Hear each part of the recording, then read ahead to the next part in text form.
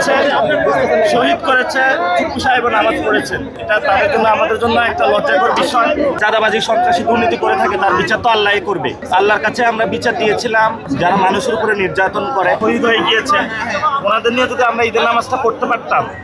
আর আমাদের শহীদ ওসমান হাদি ভাই, ওনার উনিতে থাকলে এমপি হইতেন, ওনাকে যদি নিয়ে শহীদ ঈদের নামাজটা পড়তে পারতাম, এটা আমাদের ভালো লাগতো।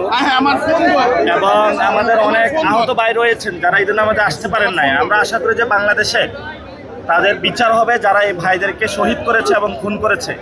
এবং আজকে আমরা শুনতে পাইলাম যে জায়গায় নামাজ পড়েছি এখানে ছাত্রলীগের সন্ত্রাসী খুনি যারা আমাদের ভাইকে আহত করেছে, শহীদ করেছে, টিপু সাহেব নামাজ পড়েছেন।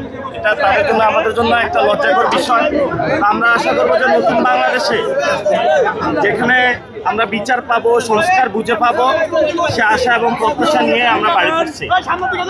এবং আজকে এখানে যে নামাজ পড়েছি কারণ অনেক মানুষ আমাকে ভোট দিয়েছে, সবাইকে ধন্যবাদ জানাইতে এসেছি এবং সবার সাথে কথা হচ্ছে, সবার সাথে একটা সেলফি হচ্ছে, অনেকে বাসা দাওয়াত দিচ্ছেন, এই আর কি।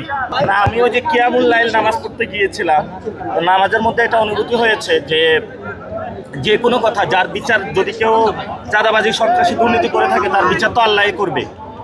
আল্লাহর কাছে আমরা বিচার দিয়েছিলাম যারা মানুষের উপরে নির্যাতন করে, সেই জায়গা থেকে আমি অনুভূতিটা ব্যক্ত করেছি। উনি থাকলে ভালো হতো, উনি অসুস্থ আছে, আল্লাহ তাআলা ওনাকে সুস্থ করে দিই। আমরা আশা করব সাথে সাথে শহীদ ওসমান হাদি ভাইয়ের বিচার এবং আমাদের 24-এর যে শহীদ হয়েছে তাদের বিচার এবং আহত ফ্যামিলি যারা আছে ওনাদের বিচারটা আমরা বাংলাদেশে বুঝে পাবো ইনশাআল্লাহ। এই জন্য আমরা